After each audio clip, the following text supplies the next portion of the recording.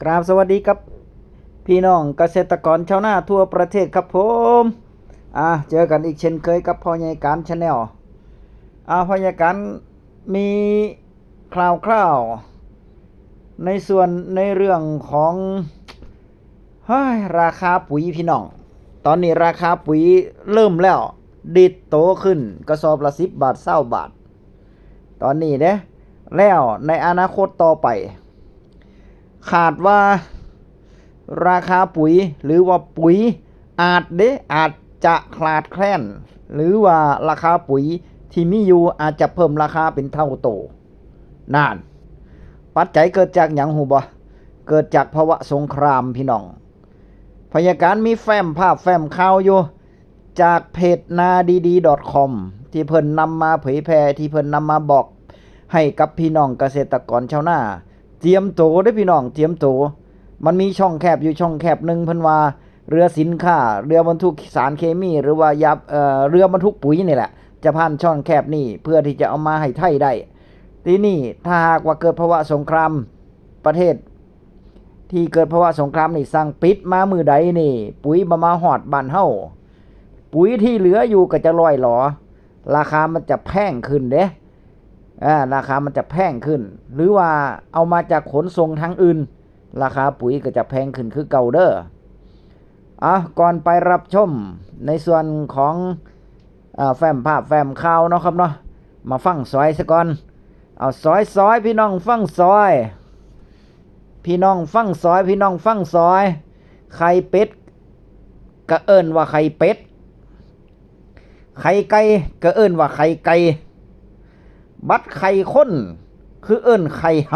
ำซ้ำนี่ก็ว่าซอยพี่น้อง ไปรับชมแฟ้มภาพแฟ้มข่าวครับข่าวด่วนนะครับเพื่อนๆก่อนหน้านี้ผมไม่ได้มารายงานเพื่อนๆว่ามันมีสถานการณ์ระหว่างอิสราเอลกับอิหร่านนะครับซึ่งการต่อสู้ครั้งนี้มันมีผลยังไงกับเรานะครับ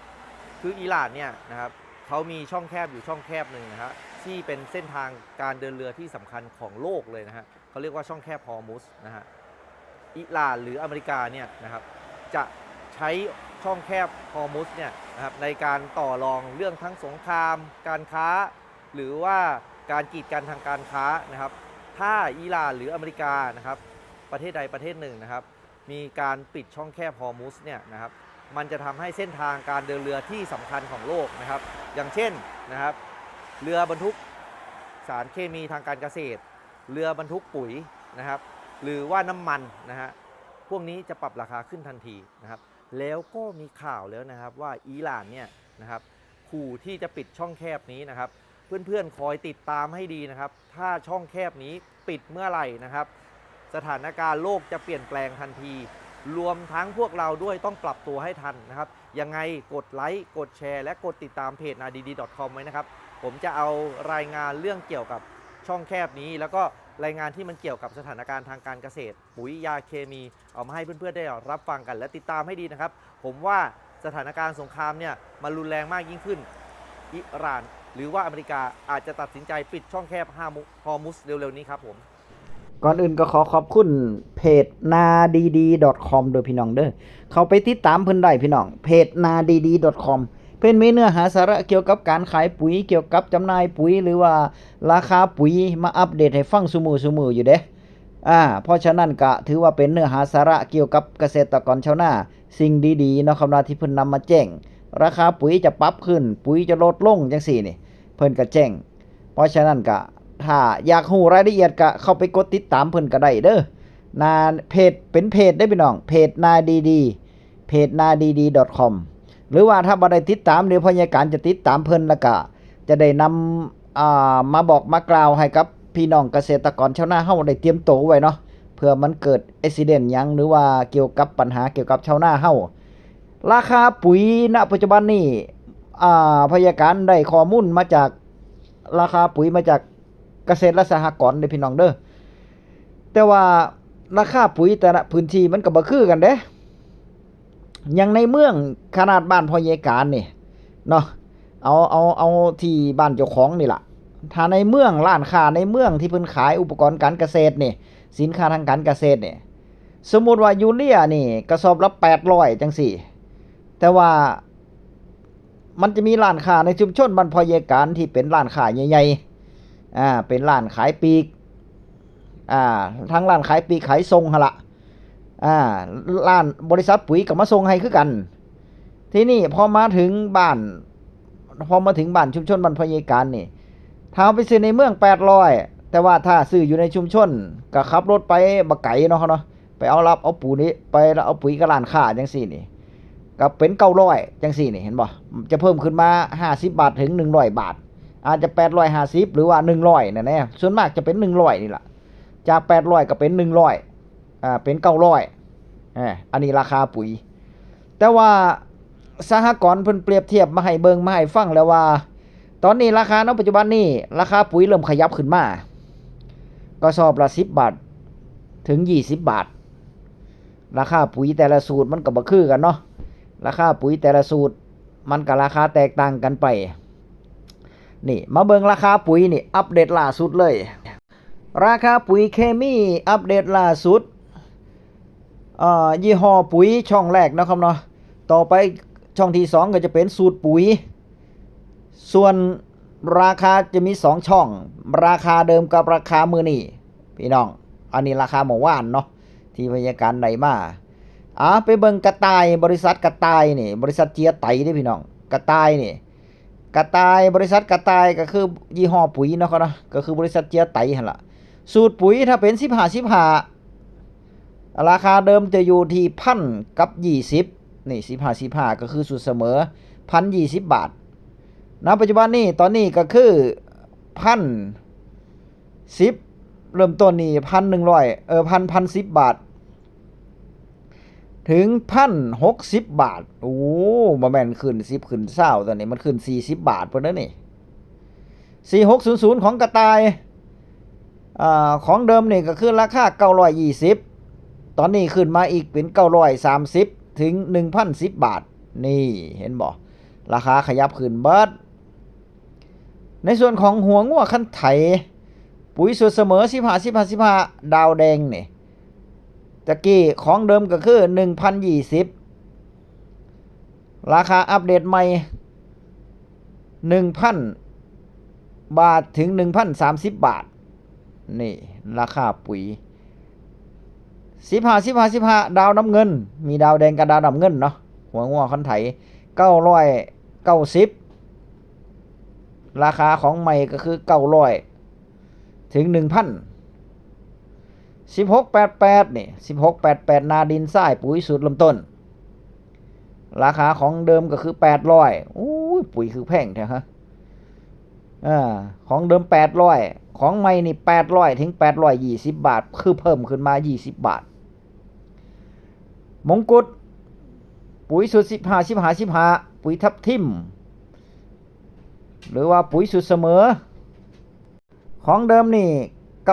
990ของใหม่980ถึง 1,020 บาทบริษัทมงกุฎคือกันกายี่ห้อมงกุฎคือกัน1888นี่ดานินทรายปุ๋ยสูตรเริ่มต้นคือกันของเดิมก็คือ820ของใหม่820ถึง840บาทเปรียบเทียบกันเด้อพี่น้องของใหม่ก็ของเก่าราคาเดิมกับราคาใหม่บริษัทยี่ห้อปุ๋ยมงกุฎ0060แม่ปุ๋ยตัวถ่ายนักเนาะเนาะ780บาทของเดิมราคาใหม่อัปเดตล่าสุดก็คือ760ถึง830บาทโอ้ขึ้นมาเป็น100วันพี่น้องเอ้ยส่วนยี่ห้อปุ๋ยกามาบิน1688เริ่มต้นที่ของเดิมเนี่ยก็คือ780แต่ว่าของใหม่นี่780ถึง820บาทต่อกระสอบยี่ห้อปุ๋ยมาบิน4600ราคาเดิมก็คือ820ราคาของใหม่นี่820ถึง 1,010 บาทนี่ราคาปุ๋ยขยับขึ้นเบิดแล้วเอามาเบิ่งต่อยี่ห้อปุ๋ยรถเกษตรแน่หรือว่ารถอีแตนหรือว่ารถเกษตรนั่นล่ะปุ๋ยสูตรเสมอ15 ราคาเดิมอยู่ที่990ราคาใหม่อัปเดตใหม่มื้อนี้ 1,000 ถึง 1,000 ถึง 1,000 เท่าใด 1,050 บาทในส่วนของ 14C24 ของเดิมก็คือ880ของใหม่คือ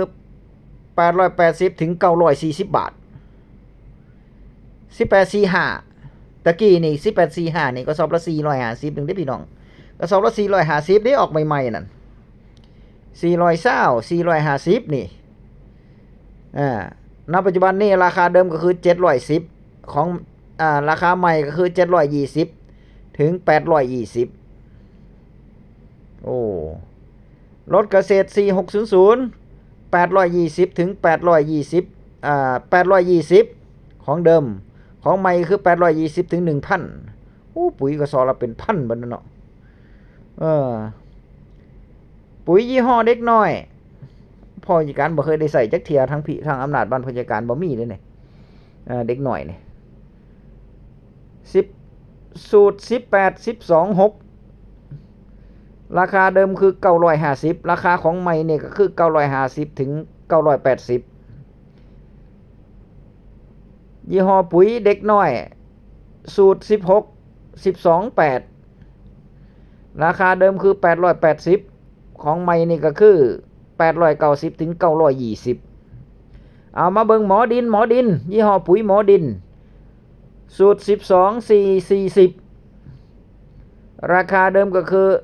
1,090 แต่ว่าของใหม่นี่